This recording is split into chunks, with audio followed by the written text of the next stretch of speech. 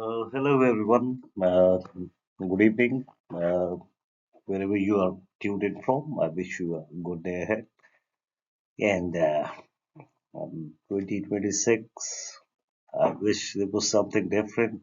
Uh, it's the same old misery that we see moving on from 2025, and I don't know till where we can trace it. But just where uh, things for Gaza are turning uh, beyond repairs or beyond anybody's capacity when it comes to human relief and the situation from famine to starvation and for sure uh, a slow death is right across the corner and it seems none of the efforts are working. The controlling authority without any censorship, the state of Israel is totally yeah, ignorant to this fact. I mean, we're not talking about the numbers when it comes to the infants and children who have been lost, or 90,000 so human lives. We are talking about what's coming for tomorrow, and that is for sure a slow, painful battle for survival for everyone in Gaza. And what is the choice? They should take boats and lead to the sea and find a new island. I mean, there is no logical explanation to this. Hardly logic makes sense these days, and this is one of the case. You, you don't treat humans like this. Forget about the race, the geopolitical situation, or anything like this. You just don't uh, degrade humanity like this, and that's how it is. There cannot be any justification or self-defense in in this act which is happening, and we are witnessing, unfortunately. So now, moving on to some developments, and um, things are getting tough for all the humanitarian actors. Uh, Hats off to them who are still there working because it's not anything else but the call for humanity, which is at play here, and I can understand that's what's driving them as well.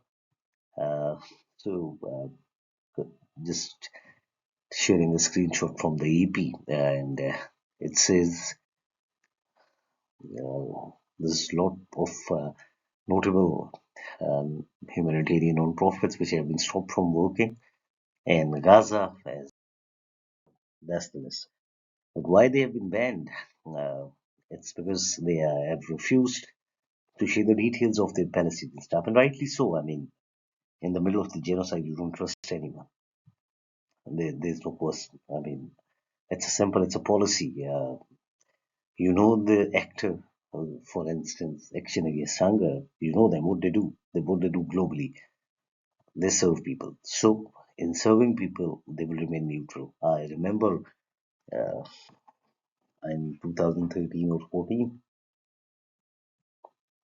yeah, I was working somewhere on uh, a disaster relief project, and we were doing a survey of a area somewhere around River Indus, and it was very, uh, I'll use the word vulnerable.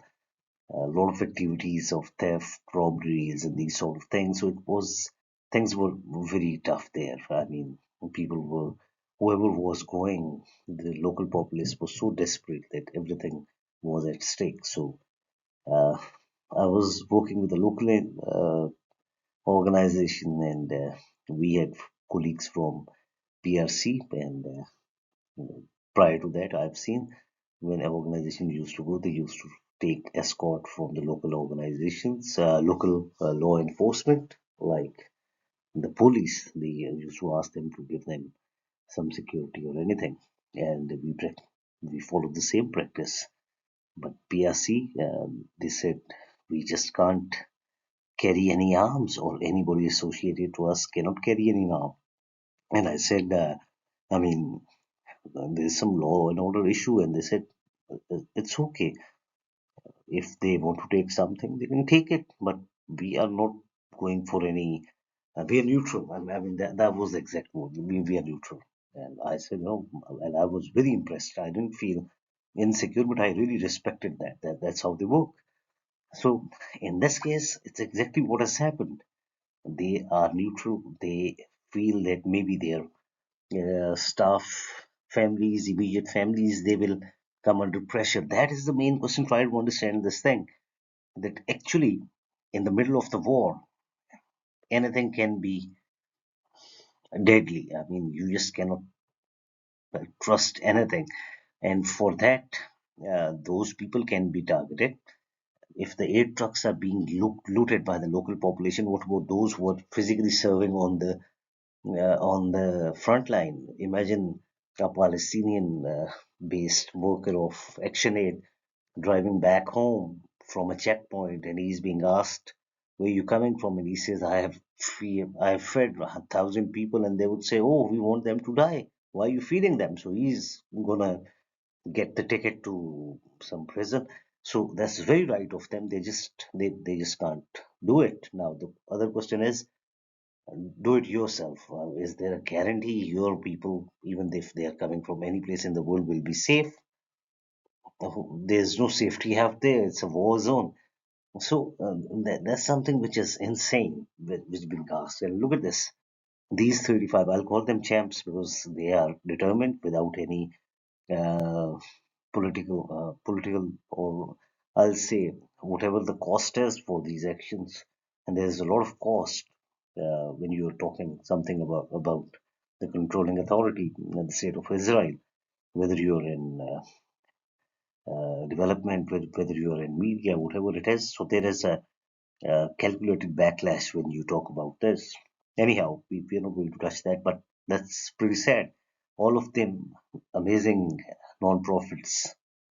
MSF is there, Already Action Against Hunger, Action Aid, Solidarity, Campaign for Children of Palestine, CARE, Dan Church Aid, Dennis Refugee Council, Handicap International, Japan International Volunteer Center, MSF, Mercy Corps, and Norwegian Refugee Council, Oxfam, Norway Premier Urgence, Terre des Home, International Rescue Committee, We World, World Vision, Relief International, uh, Fondation, Movement for Peace, American Friends Services Committee, Medico International, Palestine Solidarity Association, Defense for Children International, Medical Aid, Caritas, Near East Council of Churches, Oxfam, Quebec,